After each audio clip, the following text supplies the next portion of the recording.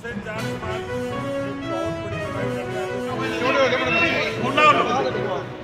सबसे पहले तो हम परमात्मा से शांतिपूर्वक था और इसमें कोई तोड़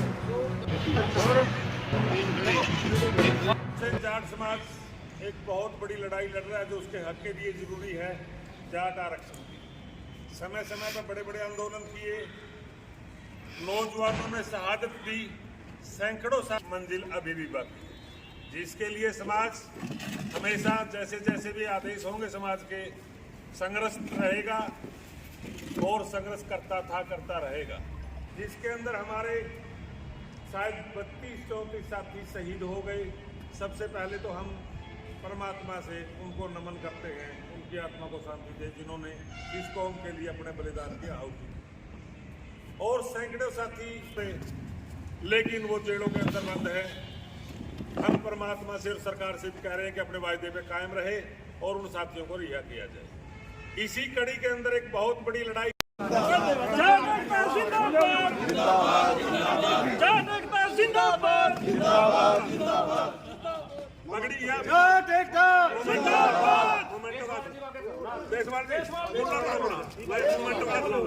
चलो जी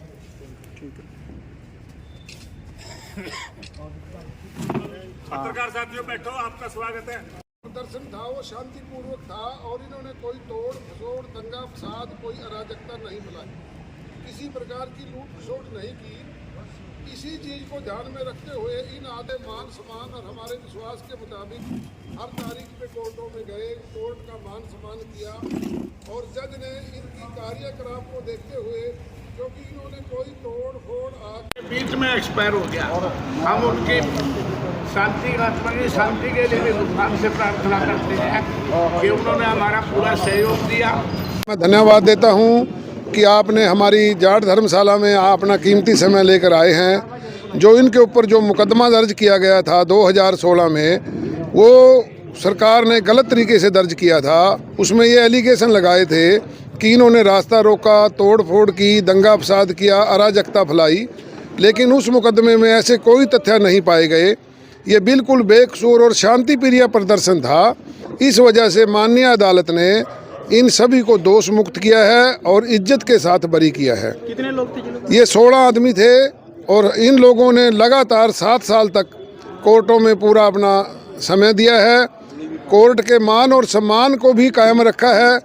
कोर्ट के अंदर कोई किसी प्रकार की किसी भी मेरे इसने साथियों ने, बुजुर्गों ने कोई ऐसा काम नहीं किया जिससे समाज को चोट लगे या किसी की कोर्ट की या किसी की मान और सम्मान पे ठेस पहुंचे।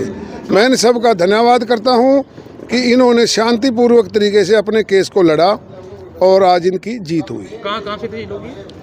जो लोग हाँ जी, कहाँ से थे ये लोग? हमारे कुरुक्षेत्र डिस्ट्रिक्ट के थे, एक भाई जडौड़े से भी था, समालाबाद साइड के थे। सारे रिस्पेक्टेबल आदमी जो हमारा समाज है उसके सारे लोग जो थे मौजूद आदमी थे और कई लड़के बड़े PhD थे, पढ़े लिखे भी थे। इन्होंने अपने जीवन को दांव पे लगा के 7 साल तक अपना कैरियर को भी इन्होंने बड़ा झटके लगे हैं इनको, लेकिन इन्होंने बड़ी संयम तरीके से अपने मुकदमे की पैरवाई की। मैं इन सब का धन्यवाद करता हूं और ये भी प्रार्थना करता हूं कि आगे कोई इसी प्रकार की अनहोनी ना हो।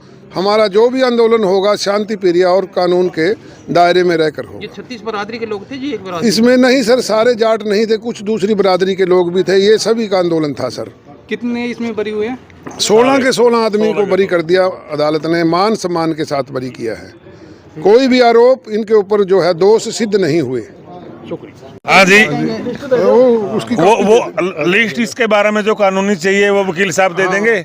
लेकिन आपको मैंने बताया कि शुरू से ये लगभग जब से आरक्षण प्रक्रिया शुरू हुई है देश की आज़ादी के बाद, अपना हक के लिए समय समय पे जाट समाज इसकी मांग करता रहा।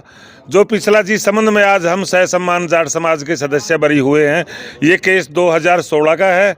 एक बहुत बड़ी लड़ाई लड़ी, हमने 32 साथियों को खोया है और सैकड़ों साथी हमारे जेलों में बंद हैं। उसके बाद भी जो गलत तरीके से हमारे ऊपर मुकदमे बनाए गए थे, शांतिपूर्ण व्यवस्था हमने रखी, लगातार 7 साल लड़ाई लड़ी, कोर्ट का और न्याय प्रक्रिया का सम्मान करते हुए आज हम ससम्मान बरी हुए हैं। सबसे पहले मैं पूरे अपने जाट समाज को, अपने प्रयोधाओं को और हमारे जो वकील साथी है जय सिंह देसवाड़ को और जज साहब को और आप सभी पत्रकार साथी जो इस बात को सुनने के लिए और छापने के लिए आए, आप सबको हार्दिक बधाई देता हूँ। धन्यवाद।